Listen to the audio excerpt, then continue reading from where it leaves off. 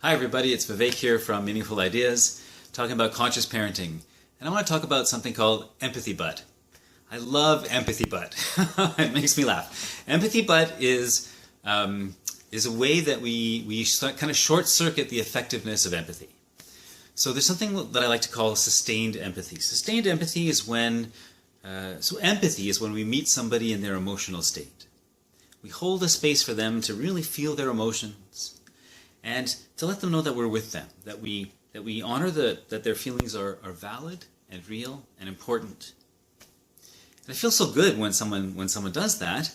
And EmpathyBut is when we're too anxious to get to the lesson that we want to teach a kid, for example. This is about kids, right? So a kid does something, they have an extreme reaction, and you know it's from an emotion. You know it that. And at the same time, you want to teach them that when they have this emotional response, that they can choose a different behavior, a more calm behavior, a behavior that doesn't hurt someone else. You know, maybe they get angry and they scream at someone or they hit someone, and it happens all the time. And we want to teach them to have a different kind of external response, but still honor their feelings. So we give them empathy, and then we say, I understand how you feel. I understand that it's hard for you, but in the future you should think about not hitting when you get angry. Let's find something else, or you can hit a pillow. And it's EmpathyBut. It's EmpathyBut because the lesson is right there. And the empathy doesn't have a chance to sink in. And I have found that when we do what's called sustained empathy, where I say, I hear you, I hear that you're upset. Of course you're upset, and you lashed out because you're upset. And it's natural. Anyone would feel upset in a situation like that. I get upset like that too. And thank you for sharing your feelings with me. And then you just sit in that. And inside you'd be itching, right? Itching. I gotta teach the lesson. If I don't teach the lesson, they're gonna go wild. No. No, because doing this, we're touching something deeper inside, creating a deeper kind of trust and a deeper kind of safety for them to like be vulnerable with us, you know, like so vulnerable, more than we're used to, because they don't need a safety net, because the empathy just sits there. And when the empathy sits there, then they can look at themselves with you. Really openly, amazingly openly, like you don't even like it's because it's safe to do that. It's nice that it's safe for us to look at ourselves. You know, I've just turned 50, and I'm only just getting to the point where it's really safe for me to look at myself, and I don't feel a lot of pain. But I've had to work really hard at that. And so many people that I talk to, when they notice a mistake that they've made, or they notice they didn't do something as well as they could have, and maybe they hurt someone, it just tears them up inside. And then it's hard for them to actually look at what they can change, because it's just hurting too much that they did it in the first place. And all of this, for me, all of this, because of my bias, my conscious parenting bias, all of this is traced back to these moments in childhood with the EmpathyBut. Because then we can't, when the but happens, we can't lean into that empathy. And I can't really express my vulnerability with you, because I know that I'm not going to be able to just let it out. It's going to be too much.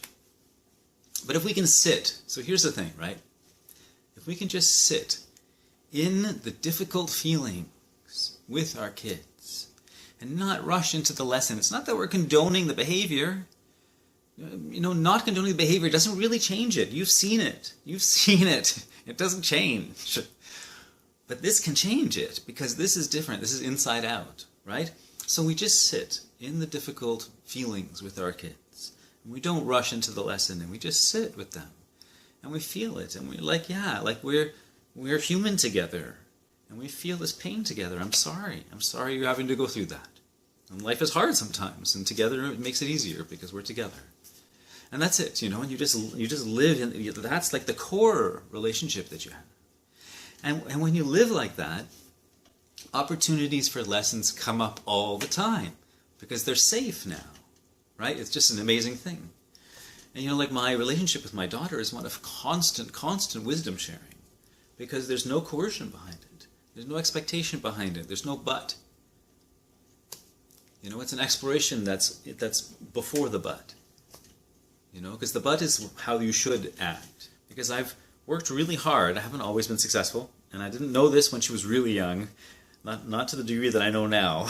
I was just telling a friend earlier today that I think I could have saved my daughter a lot of grief if I had known more about EmpathyBut when she was younger. But I've learned more and more about it over the years. You know, like we can only do what we know. But I study and I observe and I work and I change every day, all the time, learning all the time, because I want to be the best I can for her. And EmpathyBut is one of the things that I've worked at over the years really hard. So now, you know, when a kid, when any person, you know, when my friends also, when they feel a lot of pain come up, they know that when they're talking to me, I'm not going to rush them out of it. You know, I had a friend earlier, a couple of days ago, I was talking about some insecurities of mine, and they were talking, kind of saying, you know, you don't really need those insecurities, and you'll be okay without them. And in my head, I was like, don't rush me out of my insecurities. I've worked hard for these insecurities. And, you know, it's in a way, it's that sense of wanting to just sit with my difficultness, my messiness. Learning is messy, and life is messy, and humans are messy. And if we can just, instead of avoiding the mess, if we get in the mess with our kids, you know, that's what avoiding EmpathyBut is about. It's just being in the mess with the kids, being in there with them. Anyway, that's it. You get it. Sustained empathy versus EmpathyBut. The saying. Maybe I'll title. What am I going to title this video? Anyways, I might title it EmpathyBut. I might title it Sustained Empathy. And the saying is, your acceptance must be greater than their resistance. This is kind of what sustained empathy is about. Maybe I'll title it that. I don't know. Anyways, I would love it if you follow me on my social media. It's Meaningful Ideas on Facebook and YouTube, Instagram, meaningfulideas.com, also Twitter, although I haven't really done Twitter a lot. I'm trying to post as much as Instagram as I can. I mostly write on Facebook, and that's it. Thank you very much.